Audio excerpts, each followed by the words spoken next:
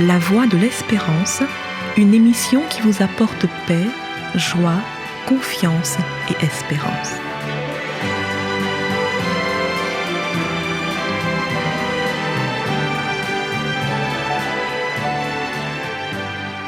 Bonjour la Guyane et bonjour à tous depuis la Guyane.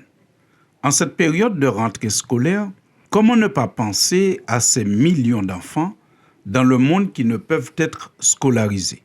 Dans les pays dits développés et qui ne sont pas en guerre, quasiment tous ceux qui en ont l'âge ont fait leur rentrée scolaire d'une manière ou d'une autre. Dans certains foyers, on a recours à l'instruction en famille. Cela signifie que les enfants ne se rendent pas tous les matins dans un établissement scolaire. Ils font l'école à la maison. Certains sont allés à l'école pour la première fois cette année, en pleurant. D'autres y sont allés pour la première fois, mais en étant fiers de pouvoir imiter les aînés. D'autres y sont retournés avec joie et empressement. Et un certain nombre, malheureusement, y sont retournés en boudant, ne se rendant pas compte que c'est encore un privilège que d'avoir accès à l'instruction sans contrainte.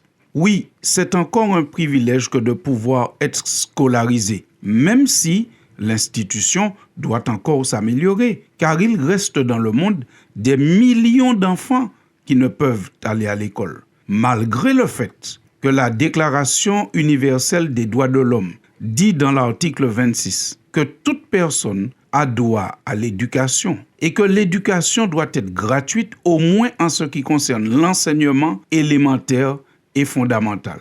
Malgré cela, beaucoup d'enfants ne sont toujours pas scolarisés. Dans certains pays, le plus souvent, les enfants qui ne sont pas scolarisés sont des enfants issus de familles pauvres qui n'ont pas la possibilité de payer les frais inhérents à la scolarité de leurs enfants. Même quand la scolarité est gratuite, il faut quand même payer l'uniforme, les fournitures et le transport, etc. Et parce que ces enfants doivent aussi travailler pour aider leur famille. Oui, nous entendons bien. Encore en 2022, des enfants doivent travailler au lieu d'aller à l'école pour aider leur famille.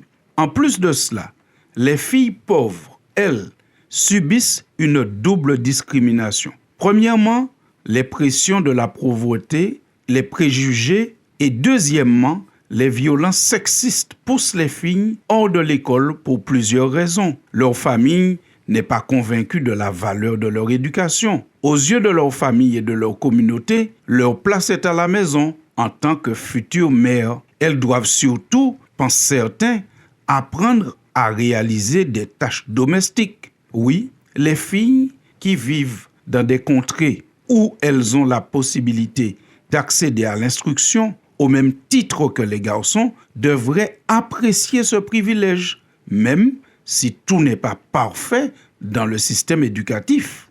En effet, d'autres jeunes filles rêvent d'un monde dans lequel les filles et les garçons pourraient réaliser tout leur potentiel et contribuer à transformer les sociétés grâce à une éducation de qualité et une éducation paritaire où les filles et les garçons ont les mêmes privilèges. L'instruction est d'une importance capitale pour l'être humain. En apprenant les savoirs de base, en apprenant à lire, écrire, compter, en apprenant à comprendre le monde dans lequel il vit, son histoire, la géographie, les enjeux des choix de société, la science, l'être humain peut mieux se développer, s'épanouir et faire des choix éclairés pour mieux impacter positivement le monde et la société. C'est pour cela, rappelez-vous, que l'article 26 des droits de l'homme dit que toute personne a droit à l'éducation. Dieu donne l'exemple en partant de la matière religieuse et spirituelle. Par le ministère de son Fils Jésus, Dieu offre à tous les mêmes opportunités et moyens pour accéder à la connaissance. En effet, l'apôtre Paul nous révèle que Jésus est venu annoncer la paix à vous qui étiez loin et la paix à ceux qui étaient près, car par lui, nous avons les uns et les autres accès auprès du Père dans un même esprit. Ceci se trouve dans Éphésiens chapitre 2, versets 17 et 18. Et Jésus, quand il parlait lui-même, il présentait son ministère en disant « Or, la vie éternelle, c'est qu'ils te connaissent toi, le seul vrai Dieu, et celui que tu as envoyé, Jésus-Christ. Je t'ai glorifié sur la terre, j'ai achevé l'œuvre que tu m'as donné à faire. » Parole du Christ rapportée dans l'évangile de Jean au chapitre 17. L'œuvre de Jésus, c'est de faire connaître Dieu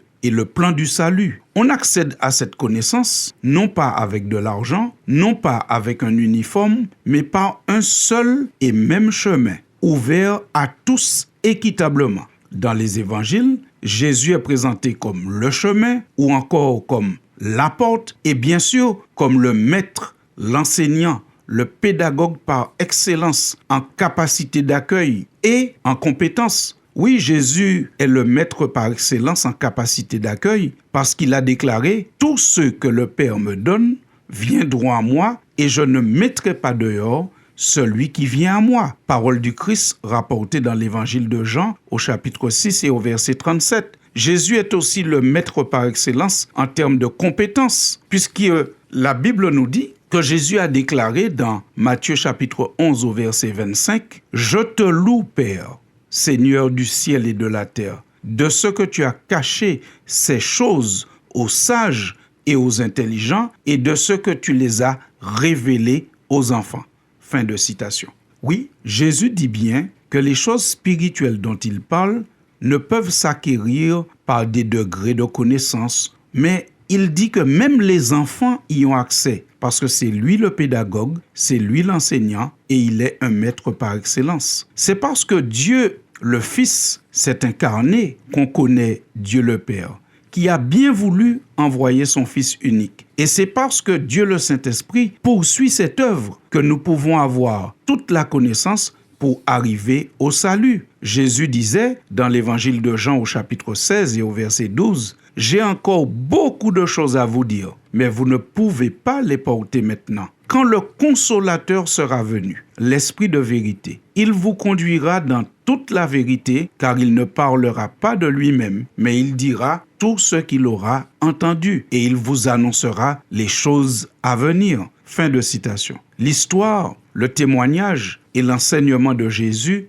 sont consignés dans les Saintes Écritures qu'on appelle la Bible. Ce trésor, la Bible, que la réforme protestante a rendu accessible en la rendant disponible dans les langues parlées au quotidien, est une source de connaissances et de savoir à ne pas négliger. C'est un privilège auquel il faudrait goûter quotidiennement, car c'est un privilège qui a coûté beaucoup de vies humaines. De même que les élèves qui ont la possibilité d'accéder à l'instruction devraient considérer cela comme un privilège et être reconnaissants, même si tout n'est pas parfait, eh bien chacun de nous avons aussi accès à la connaissance de Dieu. Et c'est un privilège que nous devrions goûter au quotidien et ne pas bouder. Lire la Bible, la considérer comme étant la voix de Dieu qui nous parle directement, est un privilège. Alors, lorsqu'on se livre à cet exercice, on trouve une inspiration, une sagesse qui viennent d'en haut.